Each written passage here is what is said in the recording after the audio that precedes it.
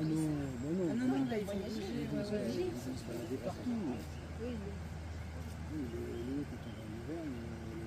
Et là, pour traverser, aller là-bas, on fait comment? On monte pas sur le côté. D'accord.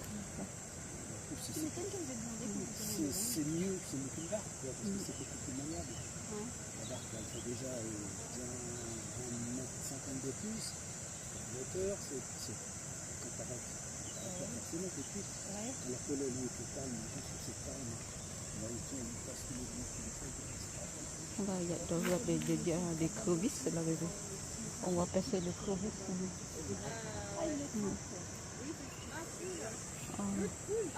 Oh là là. Ah, ouais, trop. Ils sont trop mignons, c'est vrai.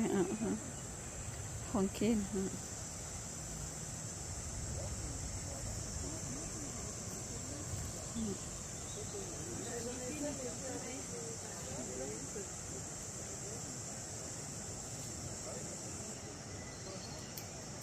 Tu vois, il peut discuter tranquille. Hein.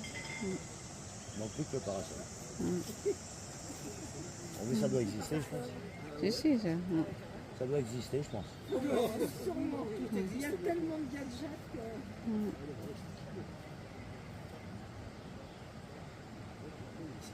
Tranquille. Regardez.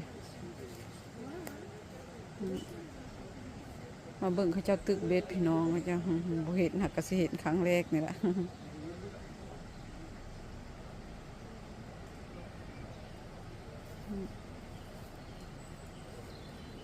ไปวังๆแหละพี่น้องจ๋าc'est la nature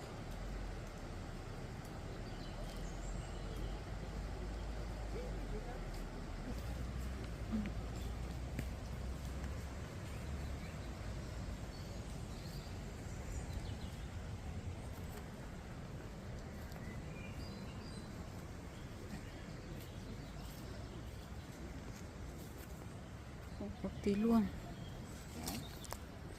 Ça va mon chéri? On va pas noter ce qu'il y a. วิวงามเนาะพี่น้องเนาะอันบ่ฮะ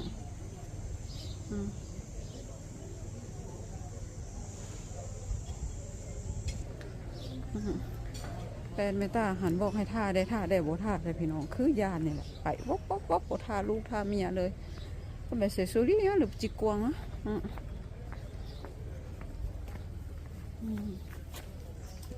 c'est joli attends on fait le tour comme ça chérie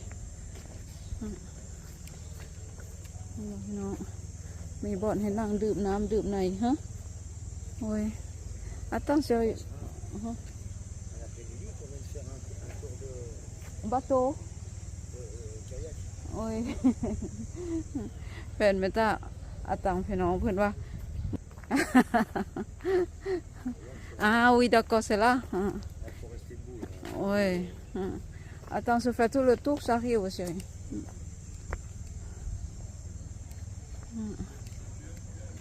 เห็นว่าพี่น้องก็คักอยู่เลยเนาะมาพักผ่อนหย่อนคลายพักผ่อนหย่อนอารมณ์พี่น้องจ๋าเห็นป่ะมีอาหารให้กินพร้อมพี่น้องเห็นป่ะงามเนาะพี่น้องเห็นเลยพี่น้องจ๋าพักผ่อนหย่อนคลาย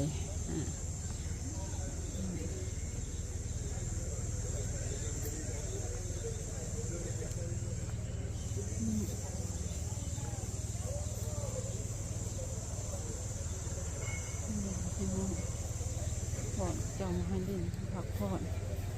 ก็เป็นจะมีต้นไม้ต้นโต๊ะมีบ่อนนั่งอยู่ห่มอยู่เงาเนาะพี่น้อง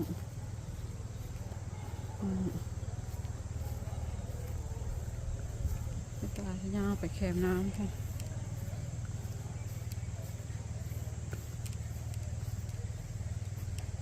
ยางลิ้นหาส้นห่มส้นหอยไปสิแหละพี่น้องมันร้อนอากาศร้อนพี่น้องนี่เจ้านั่งลิ้นอยู่นี่ไม่ตาเมื่อกี้นี่ไม่ตาถ่ายอยู่ฝากเบื้องนั้นเนาะมีคำมาฝากเบื้องนี้เบื้องเขาเจ้าขี่เหงื่อตึกเบ็ดเมื่อกี้ โอ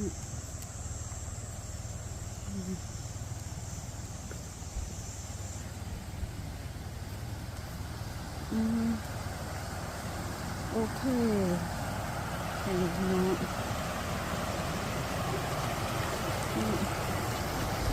เดี๋ยวสิน้องน้องน้องอึ๊บอึ๊บ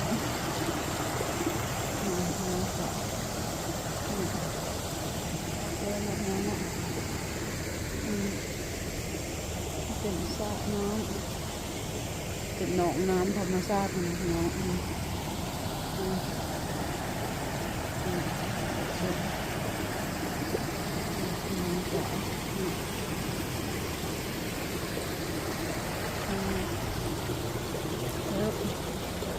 อึ๊บ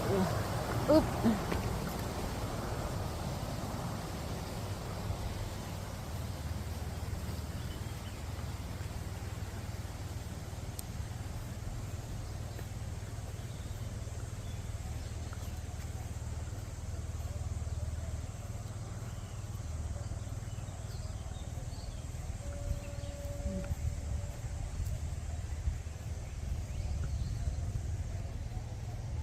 มันก็สบายเสวยดีเนาะพี่น้องบอดพระเจ้าเห็นในคนชนโฮมพักผ่อนยอดอารมณ์กันนะ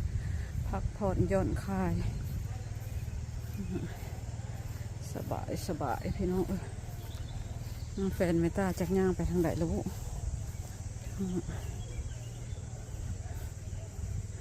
เห็นบอกพี่น้องบอกนั่นบอดให้ตีปีป้องอีกเห็นบอกตี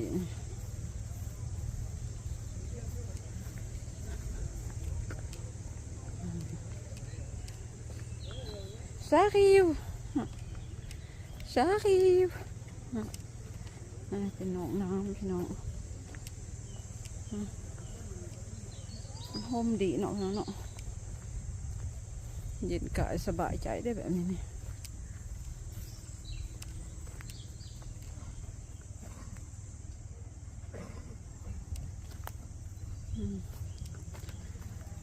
นี่แหละพี่น้องอึ๊บเป็นหนองน้ำอันนี้กระมงเชอรี่ใหญ่รูปหล่อคนหล่อหลาย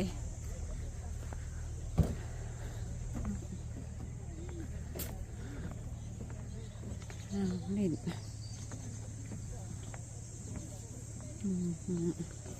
ธรรมชาติน้ำธรรมชาติพี่น้อง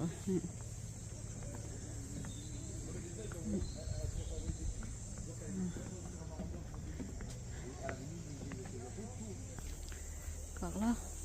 thì là bao nhiêu cua như là hơi béo xí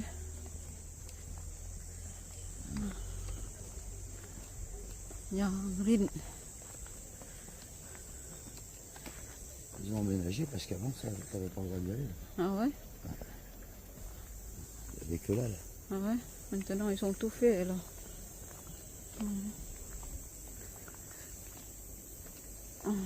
Avant quand tu sonnes, tu es venu branler ici. Je suis venu quoi?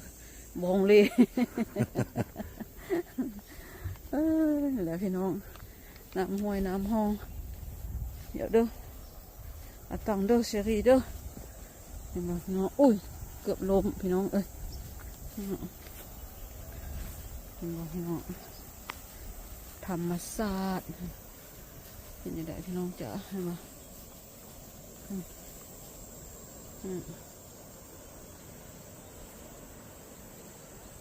พี่น้องก็เป็นร้านอาหารข้าเจ้าพี่น้อง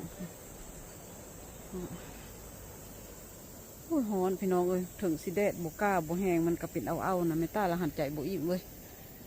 โอ้ยนี่แหละพี่น้องเอ้ยย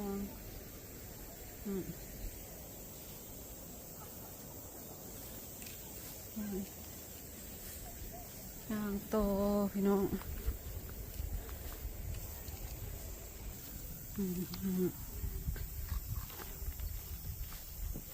มีแต่พวกวัยรุ่นมีแต่พวกc'est les jeunes c'est les jeunes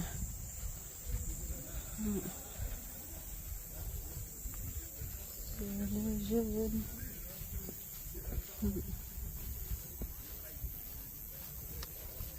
Ah, on peut traverser par là aussi. Ah non, ils sont fermés. T'as plus le droit là. Ah ouais. Oh, c'est dommage. Pourquoi ils sont fermés? C'est privé alors. Bon, ça doit être, ça a dû être rempli là. Ah. D'accord. C'est dommage, non? Non.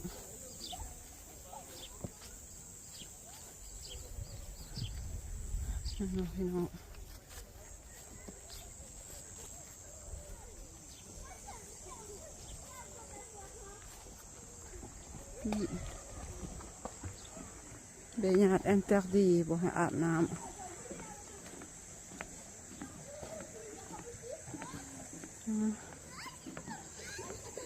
T'approches pas trop. T'inquiète. Là, tu vas sur les prises.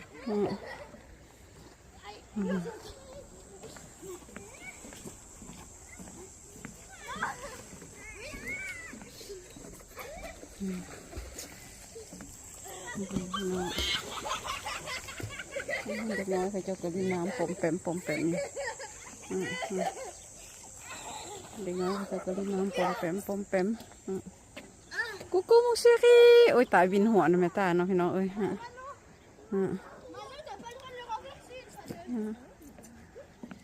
พี่น้อง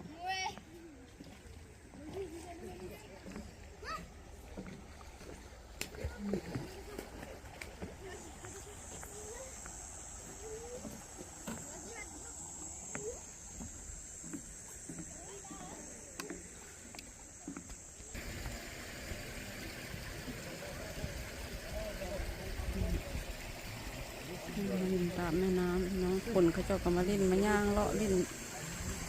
ละเนาะพี่น้องตามแม่น้ำตาม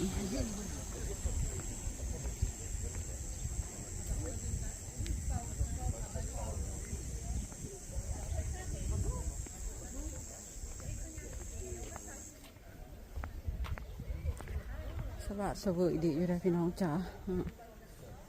มีคนเขาเจ้าก็ขี่เหือผ่านเลยเนาะแ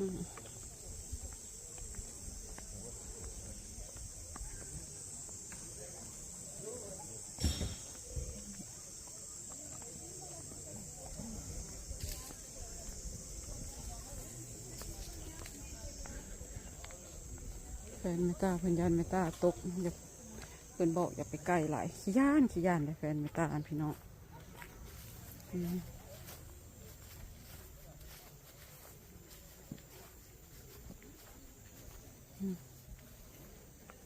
ดาเขาจะปิดหน่อยโอ้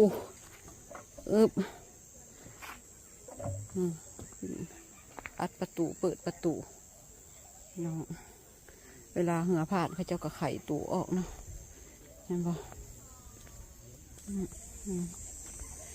ในเหือผ่านเวลาวัดเหือกายแล้วเขาจะกับปิดเวลาเหือสิมากับเปิดเนาะพี่น้องเนาะbébé hop là de toute façon c'est bloqué hein de toute façon ils sont bloqués hein, pas plus là n'aie pas peur hein, chérie hein. oui น้องต้นไม้ใหญ่ๆกุกเปื่อยเนาะบ้านเขาเพิ่นเอิ้นอันนี้แม่นบ่พี่น้องมันกุกเปื่อยใช่ไหมนี่ไปย่างต่อพี่น้องสำหรับคลิปนี้แม่ตาก็ขอจบบรรยากาศไว้สำนี้เนาะพี่น้องพอกันใหม่คลิปหน้าเด้อพี่น้องเด้อถ่ายคลิปนี้แม่ตาก็ขอกล่าวคำว่าสบายดีบางคนก็เจ้ากับมาไล่